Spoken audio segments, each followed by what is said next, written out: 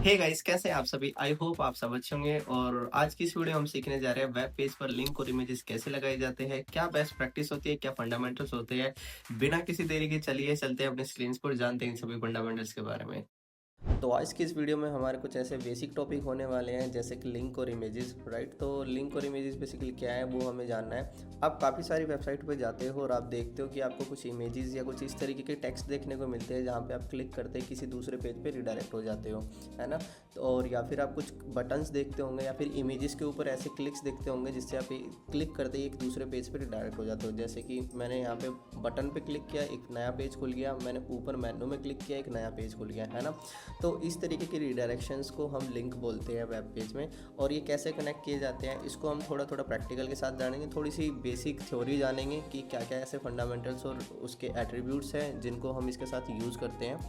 तो हम शुरू करते हैं अपना लिंक से, राइट। तो लिंक बेसिकली कुछ इस तरीके के फॉर्मेट या सिंटेक्सेस होते हैं जिसको हम यूज़ करते हैं वेब पेज में, है ना।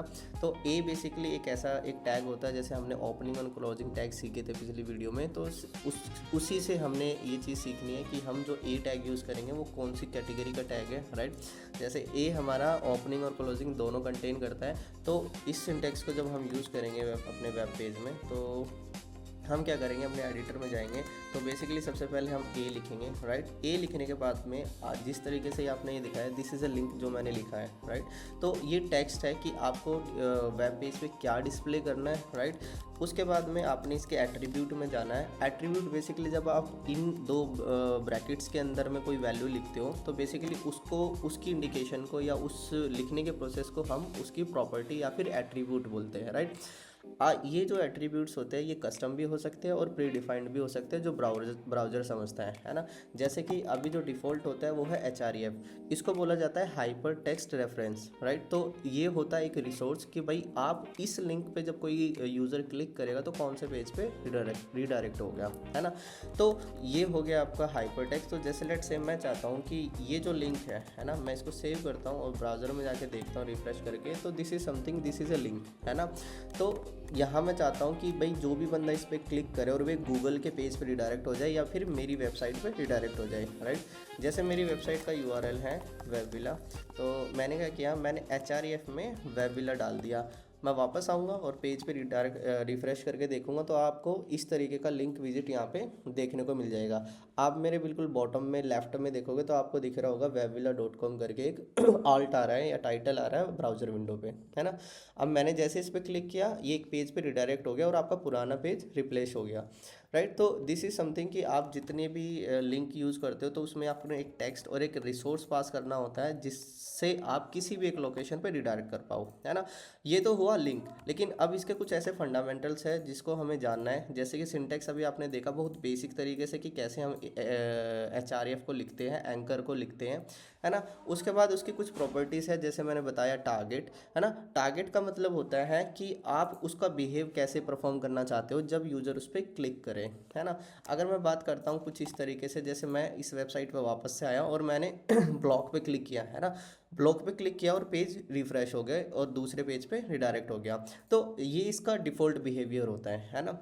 वही मैं चाहता हूँ कि जैसे मैं इस ब्लॉग पे क्लिक करूँ और एक ये नई विंडो में इस तरीके से नए टैब में ओपन हो जाए, है ना। तो ये जो टारगेट हमने इसको बिहेवियर चेंज किया, इस तरीके का कुछ इवेंट है, तो इसको क्या कहते हैं, है ना। तो ये जो हमारे पास में कुछ चार ऐसे स्पेसिफिक एट्रीब्यूट्स होते हैं एंकर टैग के, जैसे कि सेल्फ, जो कि बाय डिफ़ॉल्ट बिहेवियर है, जैसे आप क्लिक करोगे वैसे ही ये सेम विंडो में ओपन हो जाएगा, राइट। फिर आता है हमारा ब्लैंक। ब्लैंक बेसिकली कुछ इसी तरीके से बिहेव करता है कि आप चाहते हो, जैसे मेरे फुटर में ये लिंक लगे हुए हैं, है ना। मैंने ये फेसबुक पे क्लिक किया और फेसबुक पे क्लिक करते एक नए टैब में URL ओपन हो गया, है ना। तो इस तरीके का जो इवेंट होता है, बिहेवियर होता है, ये बेसिकली ब्लैंक के साथ यूज किया जाता है। और इसको थोड़ा सा प्रैक्टिकल भी जानते हैं ये कैसे परफॉर्म किए जाते हैं। तो इनको परफॉर्म करने के लिए आपने वापस से अपने ब्राउज़र में जाना है। सो अरे इसकी इसको परफॉर्म करने के लिए वापस आप इसको परफॉर्म करने के लिए वापस आपको अपने एडिटर में जाना है। और इसको परफॉर्म करने के लिए आपको अपने वापस एडिटर में जाना है और एडिटर में आप जाके देखोगे तो जो मैंने अभी एट्रीब्यूट को एक्सप्लेन किया है, जैसे लेट से इसके लिए लिखा जाता है टारगेट, राइट। मैं चाहता हूँ ये जब भी कोई यूजर इस पे क्लिक करेगा कि नए पेज में खुले, तो मुझे सिर्फ लिखना है टारगेट, राइट, टारगेट, और टारगेट में वैल्यू दे देनी है ब्लैंक, है ना। ये कुछ प्री डिफाइंड इनके विंडो के जो इवेंट है, या फिर जो अगर मैं एट्रीब्यूट कह रहा हूँ, ये इनके ना प्री डिफाइंड होते हैं, तो स्पेसिफिक होते हैं, आपने इसी को यूज़ करना, आप कुछ भी मर्जी से यहाँ पे नहीं लिख सकते हैं, है ना। जैसे मैंने इसको लिखा टारगेट, और टारगेट के बाद में मैं एक कॉपी और कर लेता हूँ, जिसमें मैं बिना टारगेट के इसको कर लेता हूँ, है ना, नॉन टारगेट लिंक, है ना। मैं वापस से जाता हूँ और यहाँ पे रिफ्रेश करता हूँ, तो आपके पास में ये दो लिंक है, राइट। मैंने इस पर क्लिक किया, एक नया पेज हुआ, एक नया पेज ओपन हुआ, और यहाँ पे एक ये प्रिजर्व इसी में रह गया, है ना। तो this is blank target, right. अब मैं करता हूँ नॉन टारगेट पे लिंक क्लिक। जैसे मैंने इस पर क्लिक किया, ब्राउज़र का जो यूआरएल था वो चेंज हो गया, और हमारी सेम विंडो रिप्लेस हो गई, है ना। तो इस तरीके से कुछ एट्रीब्यूट्स होते हैं जिनको आप यूज़ कर सकते हो। ऐसे ही पेरेंट करके होता है, पेरेंट के लिए आई फ्रेम का होना ज़रूरी है। जैसे ये जो पेरेंट जो एट्रीब्यूट होता है टारगेट का, ये आप आई फ्रेम के अंदर यूज़ करते हो जब आप किसी सेम वेब पेज में, जैसे आप किसी वेब पेज में आई फ्रेम यूज़ करते हो, और आई फ्रेम के अंदर कोई आई फ्रेम होता है, तो आप उसकी बॉडी के अकॉर्डिंग ना यूआरएल ओपन कर सकते हो, कि आप चाहते हो कि उसको पेज लेवल पे खोलना है या फिर आपको आई फ्रेम लेवल पे खोलना है। तो आई फ्रेम जब आगे हम सीखेंगे तो वहाँ पे डिस्कस करेंगे इन सभी चीज़ों का।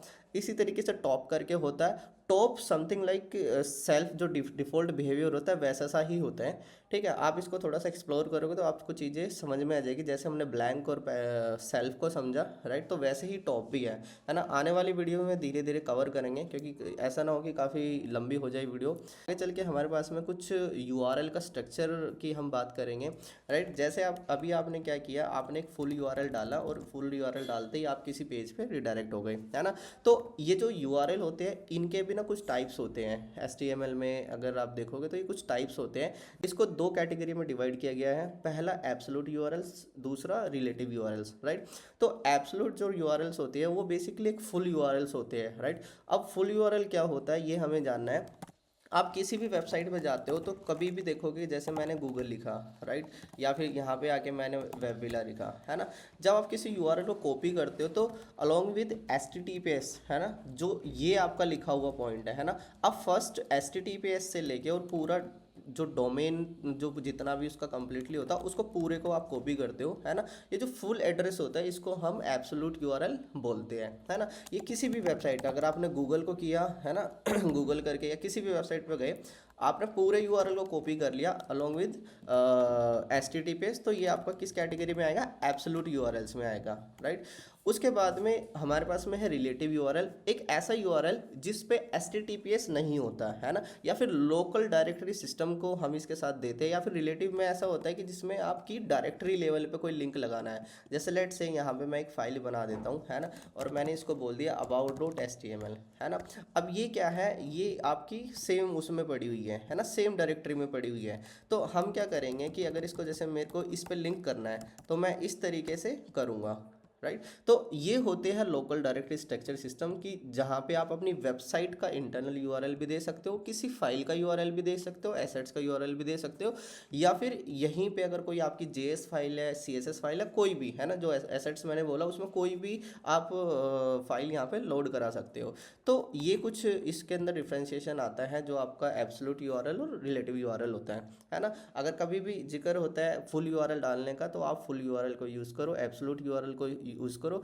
वैसे अगर आपको कहीं लगता है आपको कोई बेसिक डायरेक्टरी का अपना इंटरनल लिंक देना है, या फिर आपकी खुद की वेबसाइट और खुद की वेबसाइट का कोई यूआरएल देना, तो आप उसको एज एन रिलेटिव यूआरएल भी यहाँ पे यूज़ कर सकते हो, राइट। तो ये कुछ बेसिक है लिंक का, क्योंकि मोस्ट ऑफ केसेस में इन्हीं को यूज़ किया जाता है। बाकी जब आप धीरे धीरे आगे प्रोसेस करोगे तो HTML लिंक के साथ कुछ ऐसी एडिशनल लिंकिंग भी आएगी। जैसे आप आईडी और सेलेक्टर के बिहाफ पे लिंक यूज़ करते हो, है ना, तो उस केस में हम आईडीज़ का यूज़ करते हैं कुछ इस तरीके से। और यहाँ पे अपना जैसे मान के चलो हेडर पे नेविगेट करना है, जैसे अगर मैं आपको एग्जांपल दिखाऊं, तो आप यहाँ पे देखोगे तो आपको ये बटन दिखा, राइट। अब इस बटन पे मैंने क्लिक किया तो ये टॉप पे स्क्रॉल हो गया, है ना। तो इस तरीके के एलिमेंट्स कैसे लगाए जाते हैं, तो इसमें कोई ज़्यादा बड़ी साइंस नहीं होती, इसमें भी बस बेसिक क्या होता है कि ये जो लिंक होता है ना, इस लिंक पे एक एचआरईएफ का एक ट्रिगर कर दिया जाता है और एक ऊपर सेलेक्टर, जैसे मान के चलो ये हेडर है ना।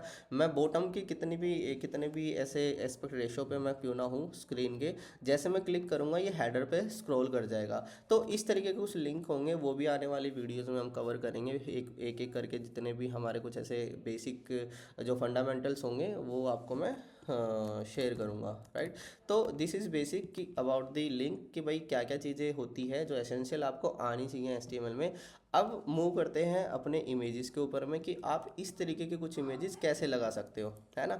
तो सेम चीज़ के लिए हम चलते हैं वापस से अपने एडिटर में। तो मैंने यहाँ पे कॉपी कर लिया एक इमेज URL, है ना। अब मैं क्या करूँगा, एक यहाँ पे इमेज लगाऊंगा, जैसे कि मैंने बोला इमेज, राइट। तो ये अब देखो यहाँ पे क्या हुआ, मैंने जब एंकर टैग को लिखा तो एंकर टैग के साथ में क्लोजर टैग आया, राइट। लेकिन इमेज टैग को जैसे आपने देखा यहाँ पे इसका कोई क्लोजिंग टैग नहीं है, राइट। तो ये हमारे ओपनिंग टैग्स की कैटेगरीज में आएंगे, जैसा कि हमने पुरानी वीडियो में, पिछली वीडियो में सीखा था, है ना। तो मैंने क्या किया, इमेज टैग को लिखा, SRC आता है। अब आप देखोगे यहाँ पे इनकी जो एक प्रॉपर्टी है SRC, तो ये इसको बोलते हैं सोर्स, राइट। तो सोर्स, इसका भी सेम मीनिंग क्या होता है, जैसे हमने एंकर में HRF को समझा था, वो भी एक टारगेट, जो भी लिंक टारगेट पॉइंट था या रिसोर्स था, डेस्टिनेशन थी, वैसे ही SRC का मतलब यहाँ पे होता है सोर्स, कि ये जो इमेज है इसका URL कौन सा है, मतलब इसकी इमेज या इसका फाइल पाथ कौन है ना, जिसको ये यहाँ पे प्रिंट करेगा। तो मैंने SRC में जैसे उस पूरे फुल URL को कॉपी किया, जिसको हमने अभी एब्सोल्यूट URL समझा, वैसे हमने पूरा कंप्लीटली पूरा URL समझा, पूरा URL कॉपी किया और यहाँ पे पेस्ट कर दिया, है ना। अब मैं वापस से अपने ब्राउज़र में आऊँगा और यहाँ आके देखूँगा, एक सेकंड में इसको ओपन कर लेता हूँ, local host slash, just 1 second, ठीक है। जैसे कि मैंने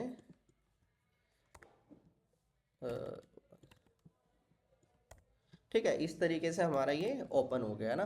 तो ये इमेज हमारी लग चुकी है यहाँ पे, है ना। अब यहाँ पे कुछ एट्रीब्यूट जो हमने ध्यान रखने हैं कि कैसे हमें उस पर विड्थ या हाइट देनी है, या कुछ स्पेसिफिक, जैसे आल टैग बड़ा फेमस है, राइट। तो आल टैग का यूज़ बेसिकली काफ़ी सारे जो डेवलपर्स हैं वो गलत करते हैं ना। वो क्या करते हैं, आल टैग को या तो खाली छोड़ देते हैं या फिर उसमें कोई ऐसी वैल्यू बस इमेज लिख के छोड़ देते हैं, जो कि एक गलत अप्रोच होती है ना। तो हम सीखते हैं एक एक करके। पहले हमने रिसोर्स को समझा, राइट। तो रिसोर्स के कुछ और अगर मैं एग्जांपल दूं, तो जैसे ये हमने क्या किया, ये हमने डायरेक्टली एब्सोल्यूट URL लगाया, राइट। अब नाउ इफ़ यू वांट कि अगर आपके पास में यहाँ डायरेक्टरी में अगर कोई इमेज पड़ी है तो उसको आप कैसे लगाओगे, है ना। तो जैसे मैंने क्या किया कि अभी जो हमने रिलेटिव पाथ को समझा था, वैसे ही जैसे ये मेरा एक फ़ोटो है ना। मैं एक फ़ोटो को कॉपी कर लेता हूँ, या फिर इसको मैं कॉपी कर लेता हूँ।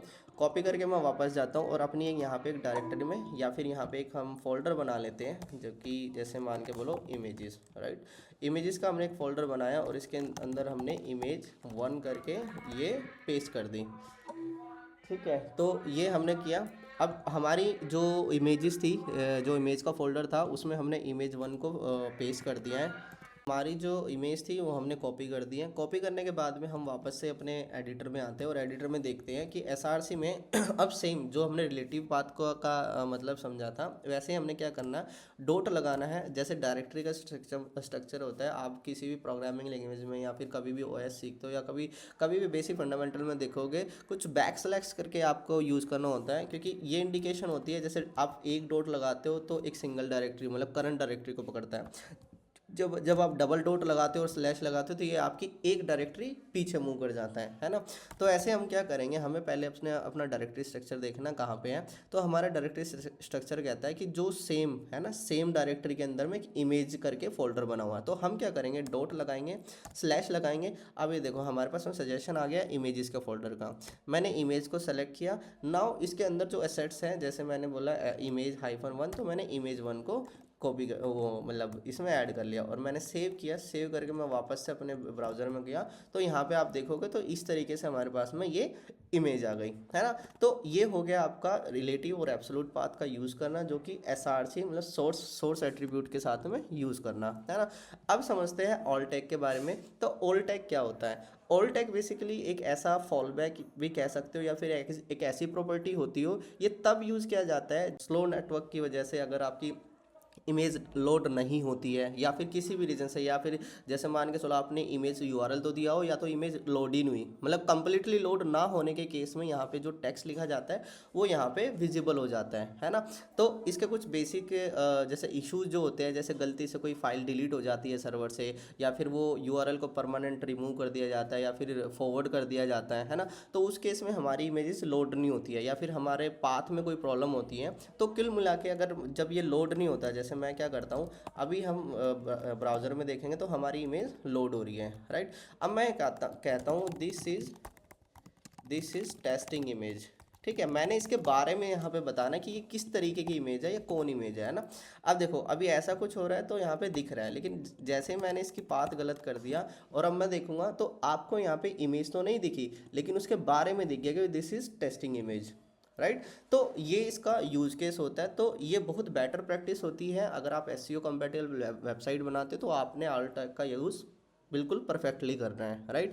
और मेक श्योर कि आप अगर छूट भी जाता है तो कोशिश करो कि वहाँ पे कोई जावास्क्रिप्ट का इवेंट या फिर ऐसा लगाओ जिससे आपकी इमेज एटलीस्ट वहाँ पे प्रेजेंट रहे, है ना। क्योंकि जब इमेजेस लैग करती है तो गूगल की जो गूगल इंसाइट होता है, ये भी हम फ्यूचर में समझेंगे क्या होता है, बट गूगल इंसाइट्स के अंदर भी इन चीज़ों की ट्रैकिंग होती है, कितने यूआरएल्स आपके बाउंस है, कितने आपके 404 है, या फिर ऑल टैग या फिर एट्रीब्यूट्स मिसिंग होंगे, है ना। तो ऑल टैग समझने के बाद में बस एक छोटा सा और हमारे पास में एट्रीब्यूट है जो कि है विड्थ और हाइट, राइट। तो विड्थ और हाइट के लिए भी हमारे पास में कुछ कंसेप्ट है, थोड़ा सा डीप में तो नहीं जाएंगे, भाई बेसिक समझेंगे कि इमेज के साथ में आपने यूज़ करना है विड्थ का, क्योंकि ये भी एक गूगल की और एसईओ की बेस्ट प्रैक्टिस है कि अगर आप कोई भी इमेज लगाते हो एटलीस्ट उसकी एक डिफ़ॉल्ट वैल्यू जरूर प्रोवाइड करो। जैसे मैंने बोला विड्थ तो मैं चाहता हूँ 50, तो ये जो 50 मैंने लिखा है ये बेसिकली अभी पिक्सल की डायमेंशंस लेगा, है ना। बाय डिफ़ॉल्ट इसका बिहेवियर होता है पिक्सल वाला। तो पिक्सल मैंने जैसे मैंने बोला 50 पिक्सल, तो और मैंने हाइट को भी बोला 50 पिक्सल, राइट। अब मैं वापस से जाता हूँ और इसको रिफ्रेश करता हूँ तो देखता हूँ मेरी इमेज 50 पिक्सल में जनरेट हो गई है ना। तो ये इसका डिफ़ॉल्ट बिहेवियर होता है। बाकी रिस्पॉन्सिव इमेजेस भी कुछ होती है, वो भी हम फ्यूचर में जान लेंगे धीरे धीरे। तो ये आपका जो इमेज है, जो इमेज का जो टैग है, तो ये इसके कुछ मेन एसेंशियल एट्रीब्यूट्स थे जो हमने यूज़ किए और जो आज की वीडियो में हमने जाने हैं।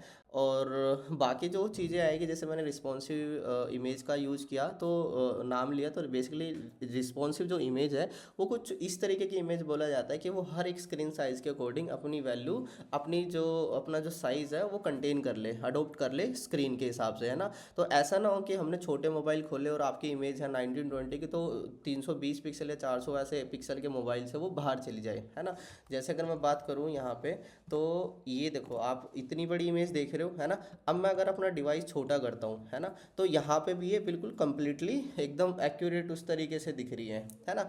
तो ये जो चीज़ है, इस तरीके की इमेजेस को हम रिस्पॉन्सिव इमेज बोलते हैं कि जो अपने जो साइज़ और विड्थ है, वो जो अपना जो साइज़ है वो हर एक स्क्रीन के हिसाब से अडोप्ट कर ले, है ना। इसकी भी कुछ प्रॉपर्टीज़ होगी, वो भी हम आने वाली वीडियोस में जान लेंगे। हाइट और विड्थ सीखने के बाद में कुछ बेसिक चीज़ें मैं और बता देता हूँ, जैसे कि कॉमन एक्सटेंशन जो हम यूज़ करते हैं, है ना, जैसे .jpg, .png, .gif, जो .webp, राइट। तो इस तरह के कुछ ऐसी एक्सटेंशंस होती है जो इमेज के साथ यूज करी जाती हैं, है ना। जैसे हम इसकी भी डिफ्रेंशिएशन अगर हम थोड़ा सा करें तो पीएनजी इमेजेस वो होती हैं जैसे जिनके पीछे बैकग्राउंड नहीं होता है, राइट। तो ऑब्जेक्ट होता है बट बैकग्राउंड वो उनका ट्रांसपेरेंट होता है, राइट। जेपीजी में आपका जो टेक्स्ट होता है, मतलब सॉरी, जो आपका ऑब्जेक्ट होता है और उसके साथ में एक बैकग्राउंड अटैच्ड होता है। तो इस तरह की कुछ छोटी सी डिफ्रेंशिएशन होती है बीच में।